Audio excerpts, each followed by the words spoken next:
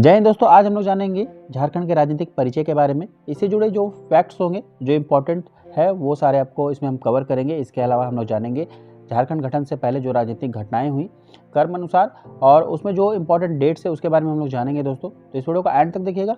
और दोस्तों वीडियो पसंद है लाइक और शेयर करना मत भूलिएगा। चैनल पर नए हैं तो सब्सक्राइब करना मत भूलिएगा। तो चलिए दोस्तों, झारखंड राज्य का जो गठन हुआ है वो बिहार राज्य से हुआ है, जैसा कि आप सभी को मालूम है। 25 अप्रैल 2000 को बिहार राज्य पुनर्गठन 2000 विधेयक पारित हुआ।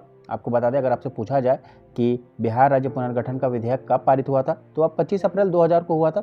2 अगस्त 2000 को लोकसभा से यह विधेयक पारित हो गया। इसके बाद यह राज्यसभा में गया। राज्यसभा में 11 अगस्त 2000 को यह विधेयक पारित हो गया। उसके बाद यह गया राष्ट्रपति के पास।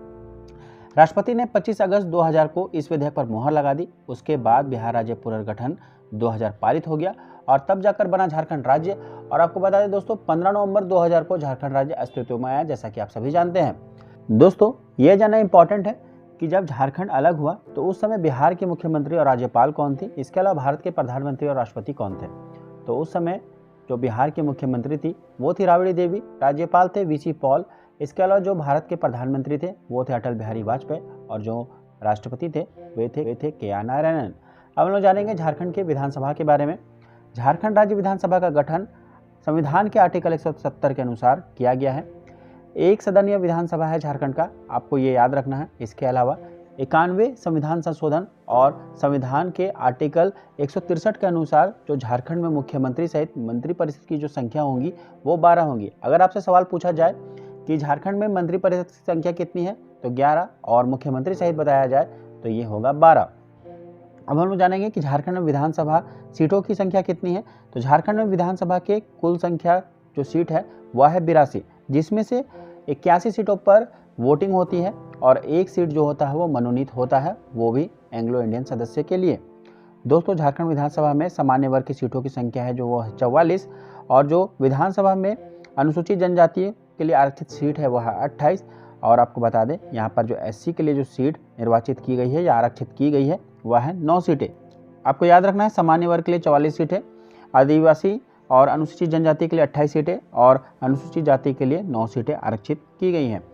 आपको बता दें, झारखंड राज्य में गुमला और लोहरदगा 2 ऐसा जिला है जिनमें सभी विधानसभा क्षेत्र अनुसूचित जनजातियों के लिए आरक्षित की गई है। इसके अलावा बता दें, जो रांची जिला है वहाँ पर सबसे ज़्यादा विधानसभा क्षेत्र या कह लें विधानसभा सीटें हैं, वो सीटें 7 हैं।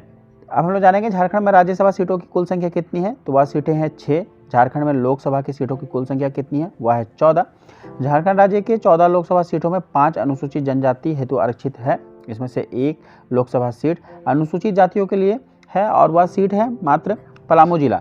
इसके अलावा 14 लोकसभा सीटों में सामान्य वर्ग के लिए सीटों की संख्या 8 है। इसके अलावा दोस्तों, हम लोग जानेंगे कि झारखंड का सबसे बड़ा संसदीय क्षेत्र कौन है। झारखंड का सबसे बड़ा संसदीय क्षेत्र है सिंहभूम। इसके अलावा जो झारखंड का सबसे छोटा संसदीय क्षेत्र है वह है चतरा। तो दोस्तों, ये सारे जो चीज़ें हैं आपको याद रखना है। दोस्तों, आपसे एक सवाल पूछा जा सकता है कि झारखंड विधानसभा दिवस किस दिन मनाया जाता है। तो आपको झारखंड विधानसभा दिवस मनाया जाता है 22 नवंबर को। और आपको बता दें, 2021 में 21वां विधानसभा दिवस था। और आपको बता दें, इस बार जो उत्कृष्ट विधायक जो बने हैं वो रामचंद्र वंशी बने हैं। आपको याद रखना है, जो बीजेपी से हैं, ये आपको याद रखना है। ये काफ़ी इंपॉर्टेंट फैक्ट्स है। तो आई होप दोस्तों वीडियो को पसंद आया होगा। वीडियो पसंद लाइक और शेयर करना मत भूलिएगा। चैनल पर नए हैं तो सब्सक्राइब करना मत भूलिएगा। Thank you for watching. जय हिंद, जय भारत।